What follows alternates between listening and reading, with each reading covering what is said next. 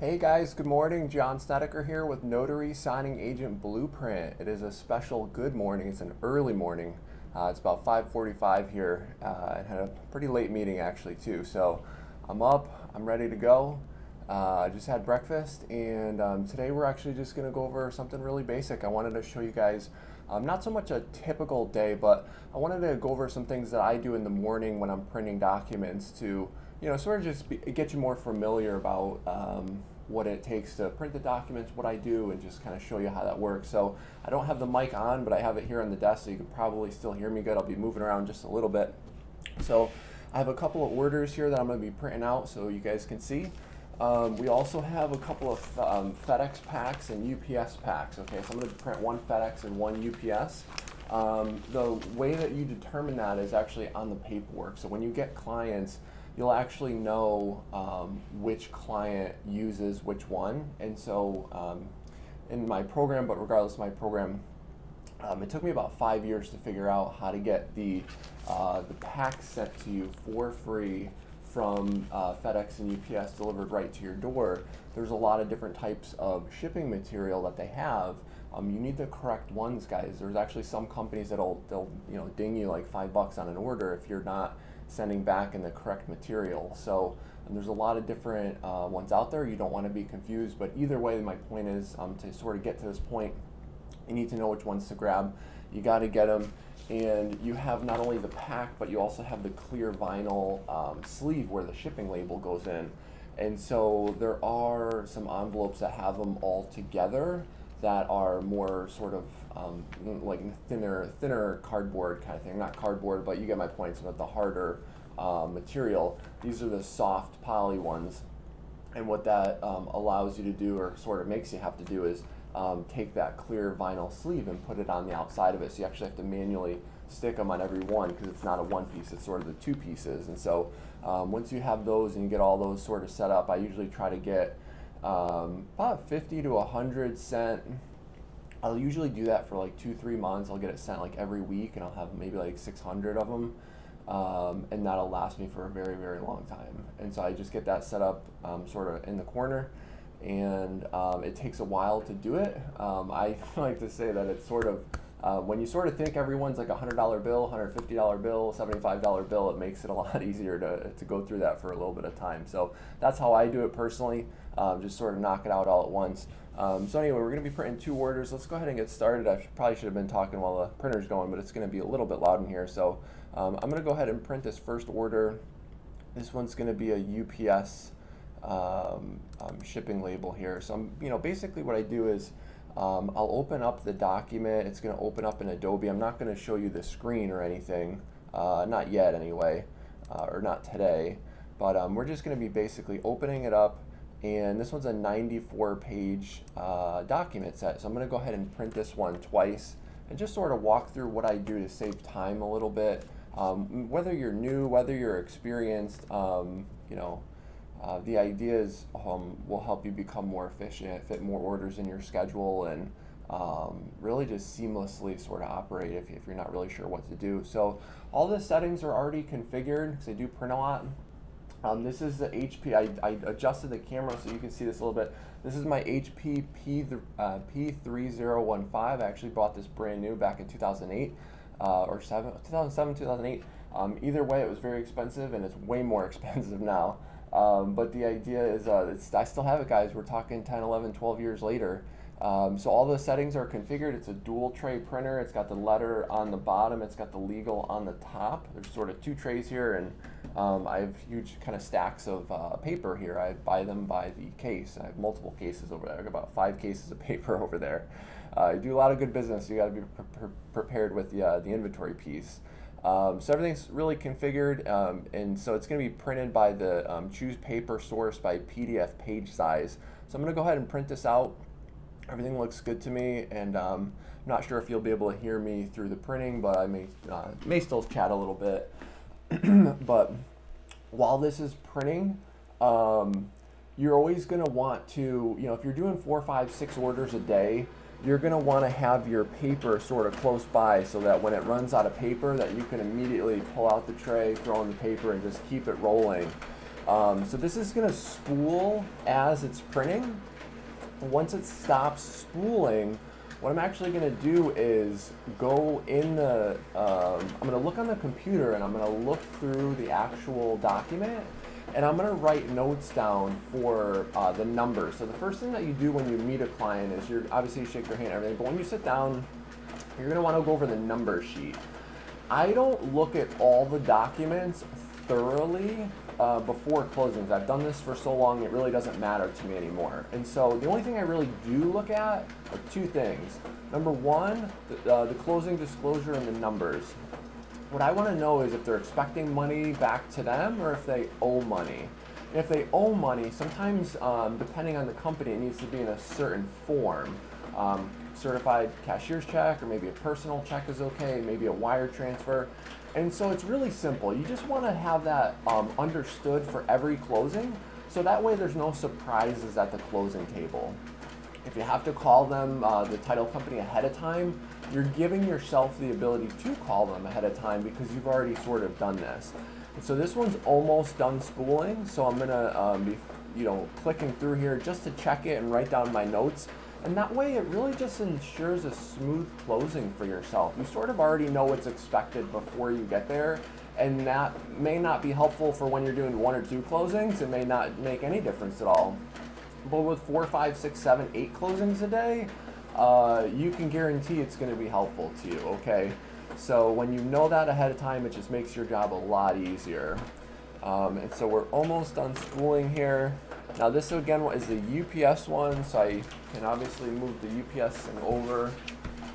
And all right, perfect. So I'm going to use the little arrow button to just sort of move quicker. And I found the closing disclosure. So this one is going to be a refinance, and they're actually getting $652 back to them, okay? So for this, there's really not a whole lot going on. There'll just be a document there. Just ask them how they want their money back. Do they want it, wired to them? Do they want it mailed to them? They'll select it. So nothing really big going on this one. There's a appraisal, approximate appraised value $450,000. This is an order in Pinellas County. Now that's the one thing that I look for on when I flip through. Now the second thing that I look for, guys, is if there's a quit claim deed in here, okay? And I'll talk about that for a little bit. The reason, so the quit claim deed is a document that's used to change names, ownership, marital status on any real estate transactions. In the country, there's only 5 states that require a witness, a second witness for the quit claim deed. So if that document is in here, and I'm in Florida, but I've lived in Connecticut and Florida. All right, so this one's done. So I'm just gonna pop this one out and then reprint that second copy, okay? So let me go ahead and get that going first. Now, the reason I flip through for the quit claim deed is if there's a second witness that's required, sometimes you may want to coordinate that just to make sure that the borrower has a second witness or is aware of a second witness. Now I know Connecticut and Florida are two of the 5 states that require a second witness, so I'm used to this, so there's a good chance that you may not have to deal with this at all.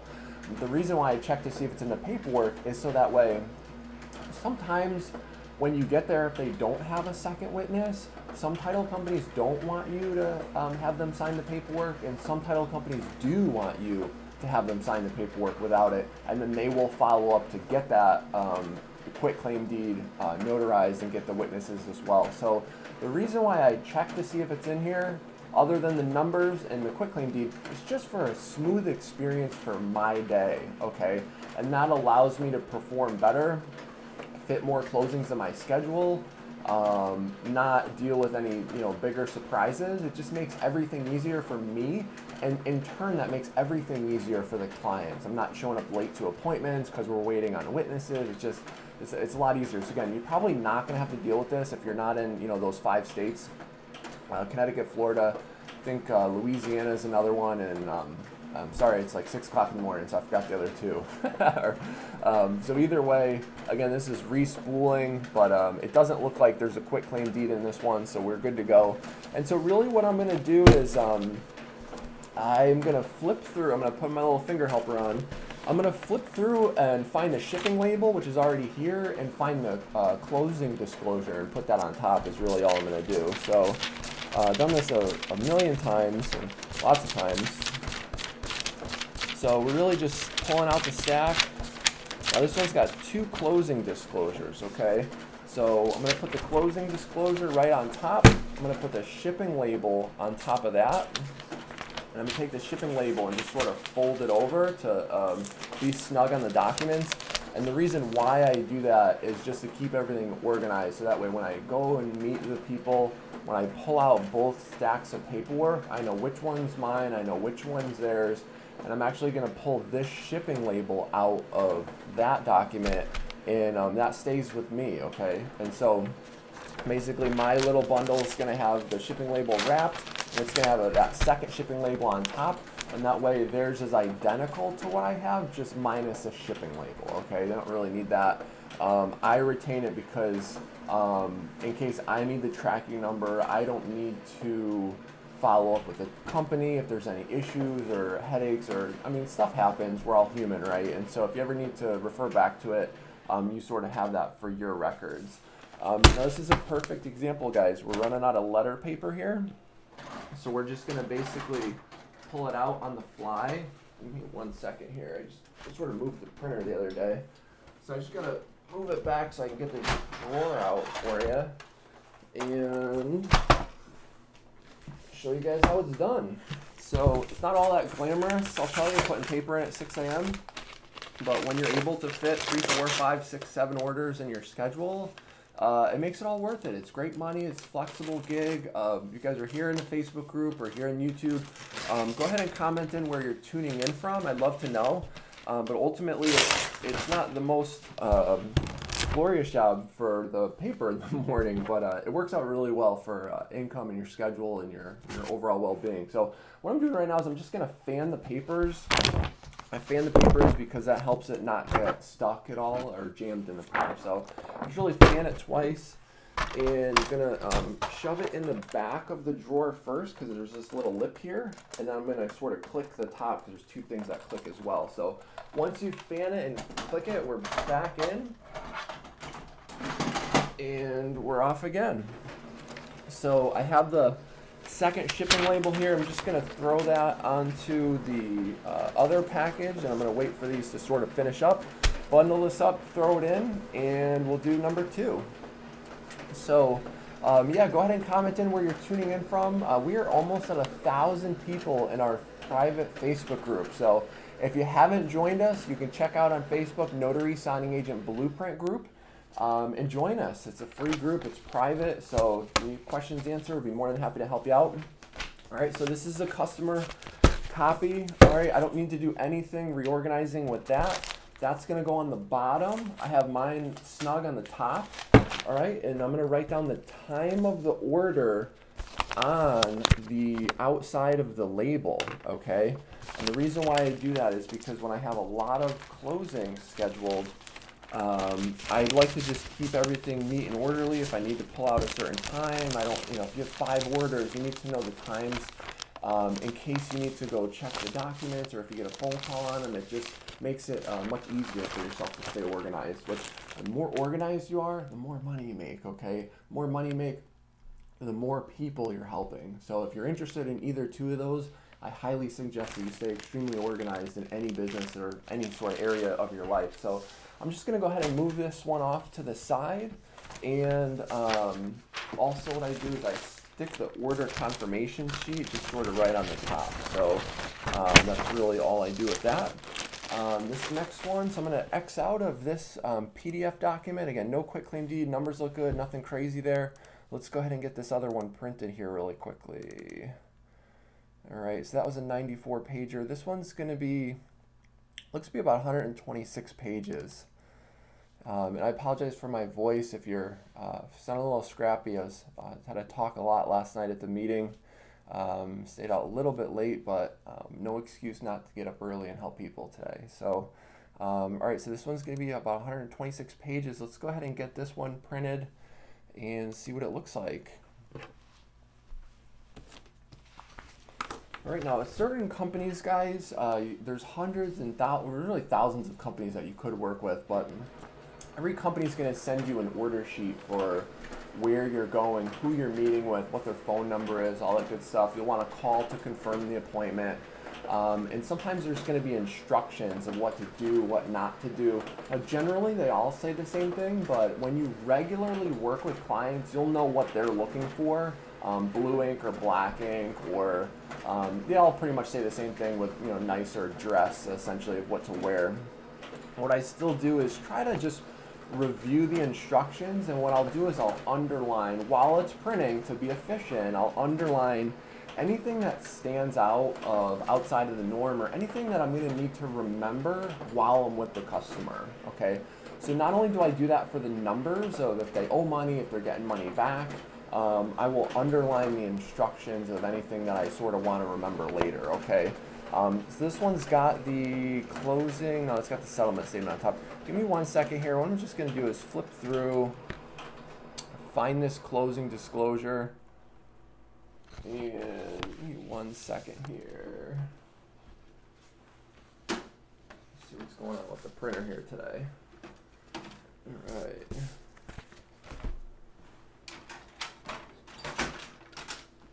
Alright, so nothing behind the ink, so that looks good. I'm going to just pull out the trays. And this happens from time to time, guys. The paper does, you know, it's a printer, right? It's technology. Sometimes it works, sometimes it doesn't work. So, let's see here. Tray one. Alright, so basically just quickly, it's great. This is good that you guys are seeing it, right? So, basically said is clearing the path. There's some sort of a jam. First thing I do is just pop open the top. I pull out the toner cartridge, look behind it to see if it's there. If it's not there, that means it's basically in the trays, right? And so the only thing that happened was on the legal size tray, one of the pages sort of just flapped over, that's all. So once it recognizes it, it's great. It doesn't throw it through, it stops it. It's an expensive printer. And that's it. It's just, you know, undo the tray, pop the paper down, throw it back in, and it's already printing. So sort of forgot exactly where I was here, but I'm going to find that closing disclosure, and we are going to be more paper here.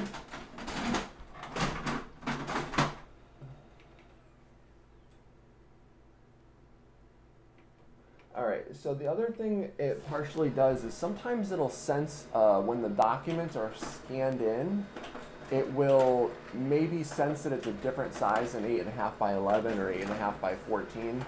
And so the printer basically prompts you if you want to use a different tray or not. It's actually very smart.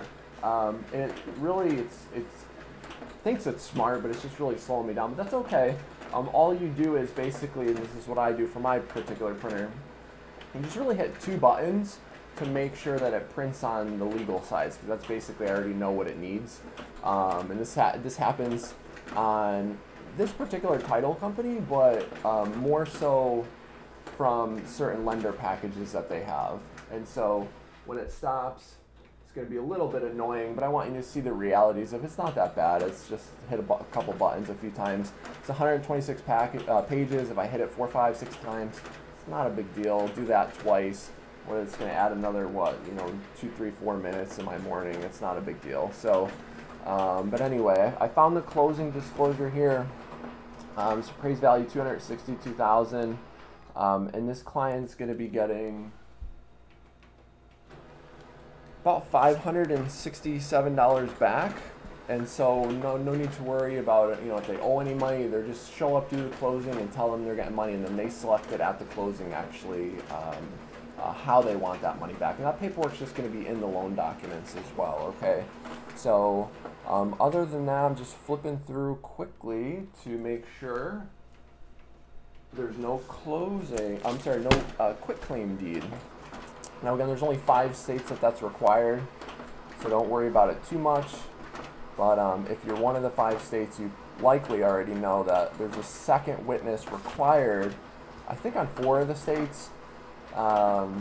one of the states, it's, you know, one of the notaries cannot be the witness, but most of the states the notary is a witness, but you need a second witness. So can't be the clients because they're signing. Can't, you know, you're already one, and you need a second witness, which again is the reason why I sort of flipped through everything here. So no quitclaim deed, which we're good there. And as you can see, just keeping them in order. And right now I'm just going to flip through the instructions just to make sure that nothing sticks out that I need to know later. That's all. So just give me a minute here while I do that.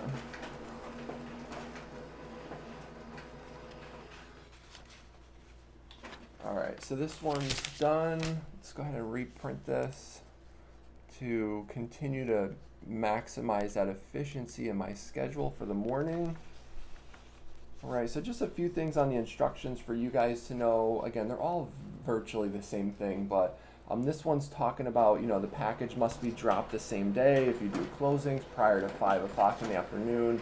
When you do a closing, you're expected to drop the package at FedEx or UPS or the Dropbox. And so they're basically saying, hey, if you're going to do this closing, make sure the package is dropped. Don't do it at 2 o'clock in the afternoon and have any reason why you can't make the cutoff by like 5 o'clock, 6 o'clock, sometimes 7 o'clock at night for the area, for your area. Okay, so you know that's one thing it's talking about. It's talking about call the client for to confirm the appointment. You know, make sure that you get a copy of their driver's license. All right, so that's one thing that I'm just going to write down on the front, along with, you know, that they're getting $567 back, because I'll need to do something later, so I need to get that copy of the driver's license. Okay. This one's talking about the witness. If it's a Florida property, if it has a quitclaim deed, get a second witness, which again, I know it doesn't, so it's not a big deal. And other than that, you know, don't print documents till the day of the closing. Print on legal size paper. You know, blue ink. So I'm going to write down blue ink here just because every client's a little bit different. All right, keep the loan closing package. Keep the documents in the order that they came in. That's another big mistake people do. They start shuffling stuff around. The only thing you really should do, guys, is just take the closing disclosure out, put it on top. Not only does it make it easier for you, an easier, smoother experience for the borrowers, you don't need to shuffle anything else around at all, actually. So, you know, keep it all in order, and the rest of that's easy. So right now, we just got the money back to them in the copy of the driver's license, and blue ink is what I pulled from the instructions. Okay. Now again, the reason why you do that is because every closing is a little bit different. If they want blue ink or black ink, if they want copies of the IDs, some clients will say do not, you know, send copies of the driver's license back. And so what happens, guys, is if you have a client that's telling you to do something like do not send copies of their driver's license back, what happens when you send the driver's license back? They know that you're not following the instructions, so why are they going to hire you again when there's, you know, other people that will follow the instructions? And so great signing agents genuinely understand to simply just do what the companies want without breaking the law, which is another big reason why you're there. And that comes up from time to time. A lot of lenders just don't know your state's particular laws on a certain thing, so that's obviously why you get paid great money as a signing agent. To know what you can and cannot do. So the idea is you're helping people, you're making great money, printing off the paperwork, and other than that, you know, show up, take care of business, and know your state laws. It's really that straightforward. So, so we're good here, and right now we have the FedEx label that I'm going to put to the top of this loan package. And while that's almost done printing, it should be asking me if, I'm actually just going to pull this out. It's getting a little tall. Sometimes when there's too much paper, it'll say to remove it because it can't, you know, sort of spit it out as well, okay? So let's go ahead and find this closing disclosure here.